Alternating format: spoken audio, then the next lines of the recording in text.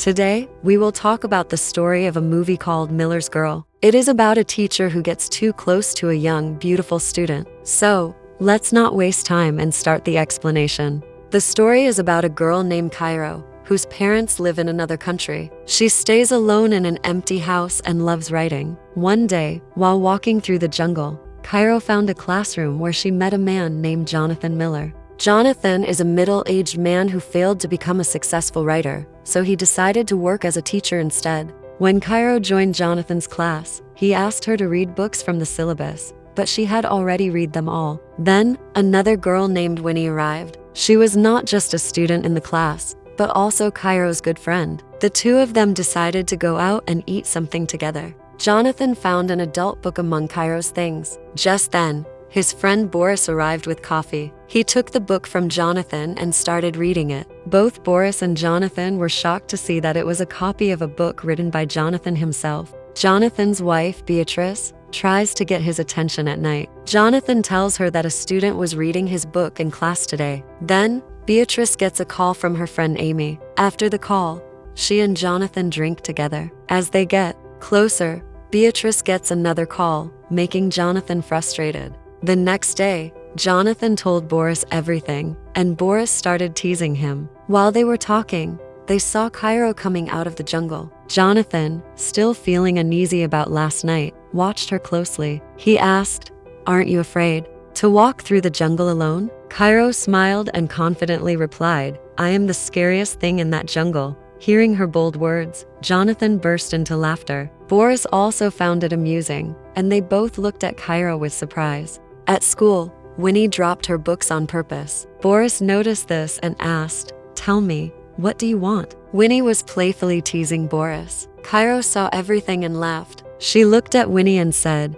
"You are totally crazy." They all smiled at her funny behavior. Winnie and Cairo went to Cairo's house. Cairo was feeling upset because she had to answer a college admission question about the biggest achievement of her life. They discussed many ideas, but nothing seemed special. Then, Winnie jokingly suggested, "Why not write about your affair with your teacher?" Cairo laughed and said, "Jonathan is 20 years older than me." But Winnie kept insisting, saying that relationships like this are common now. She also told Cairo that Jonathan is a good man and perfect for her first experience. Winnie then talked about how Jonathan looks at Cairo in class. Hearing this, Cairo felt shy, but deep down, she started thinking about him more. Winnie's words made her curious, and her feelings toward Jonathan slowly began to change. The next day, Cairo started looking at Jonathan. Jonathan went to her and asked her to meet him after class. After class, Jonathan invited Boris to dinner. Boris left while doing a dance move. After he was gone,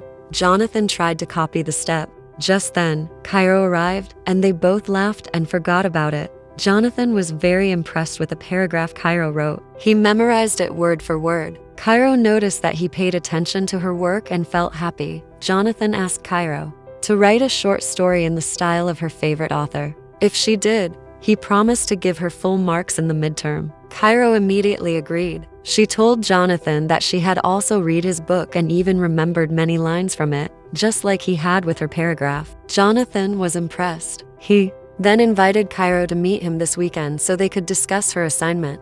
At night, Jonathan and his wife went out for dinner. Winnie came to take their order. Beatrice asked Jonathan if she was the girl he had been talking about. Jonathan said no, explaining that the girl was Cairo. However, it was clear that Beatrice was jealous of Jonathan's interest in Cairo. Out of anger, she started insulting Jonathan in front of Boris. She told him that he had lost his talent, hadn't written anything in years, and was now just an ordinary teacher. On the weekend, Cairo went to the place Jonathan had mentioned. Jonathan followed her and sat beside her. A man started reciting a poem. Jonathan listened carefully, while Cairo watched him. After the poem ended, Cairo went outside and lit a cigarette. Jonathan joined her and started sharing the cigarette with her. The next day, Cairo appeared in front of Jonathan wearing a stylish dress. When Boris asked about it, she said nothing. After Boris left, Cairo started talking to Jonathan, and they became closer. While walking to class,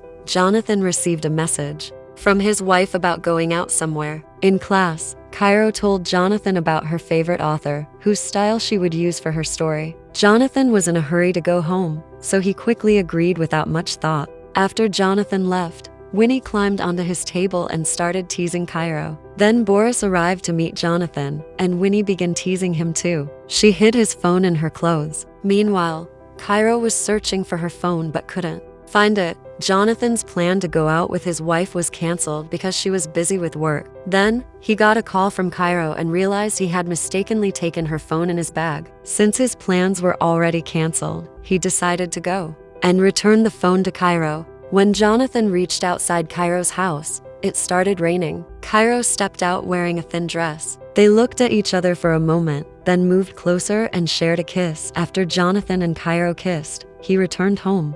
Later, Cairo sent him an email. Jonathan's wife told him she couldn't focus on her work while he was there. To give her space, Jonathan decided to leave and stay in a small cabin for a while. Jonathan printed the story Cairo sent him and started reading it. It was an adult story about a student and a teacher, similar to Jonathan and Cairo. As he read, he became deeply interested and focused on the details of the story. The next day, everything changed. Jonathan didn't call Cairo like he used to. Worried, Cairo asked him what was wrong. Jonathan told her that he didn't like her story and that it had many mistakes. When Cairo said the story was about them, Jonathan firmly replied that there was nothing between them. They were just a teacher and a student, nothing more. Hearing this, Cairo's heart broke. Jonathan told her to rewrite the story or he would fail her in the midterm. Cairo became even angrier and said her story was perfect. She accused Jonathan of being afraid because she had written what he couldn't. To humiliate him, she called him a common writer and challenged him, saying, "If you have the courage, fail me now." Cairo went home crying and started drinking with Winnie. Meanwhile, Jonathan looked tense. His wife noticed and asked what was wrong. Jonathan told her about Cairo's story. Hearing it, she became excited too. But just as something could happen, Boris arrived, leaving Jonathan frustrated once again. Meanwhile, Cairo and Winnie were talking. Cairo told Winnie that Jonathan was only pretending to be close to her. To distract Boris, Cairo asked Winnie to message him. Winnie tried teasing Boris, but he didn't react. To get his attention, Cairo made a bold decision. Both she and Winnie took off their clothes and got close. They sent their photos to Boris. As soon as Boris saw the pictures, he immediately left Jonathan's house. Just then, Jonathan's wife received a call from his school. The whole school had already learned about Jonathan and Cairo's affair. She was shocked and asked Jonathan why this was happening over a student's story. She also asked if something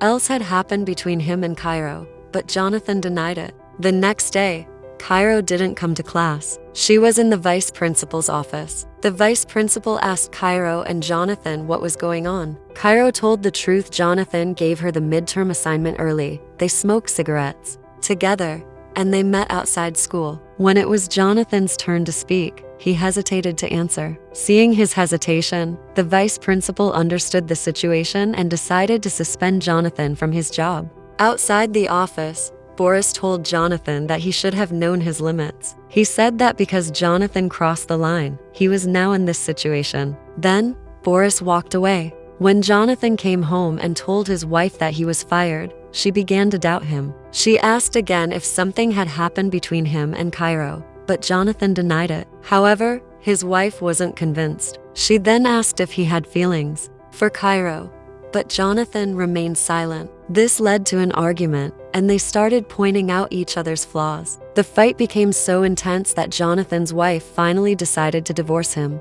Meanwhile, Winnie met Cairo and told her that because of her actions, Jonathan lost his job. But Cairo didn't care. She said that Jonathan had underestimated her, but now he would see her true strength. She considered everything that happened as her biggest achievement. Finally, Cairo said that Jonathan had no job and no wife now. She wondered if he would even be able to write anymore. With that, the movie ended.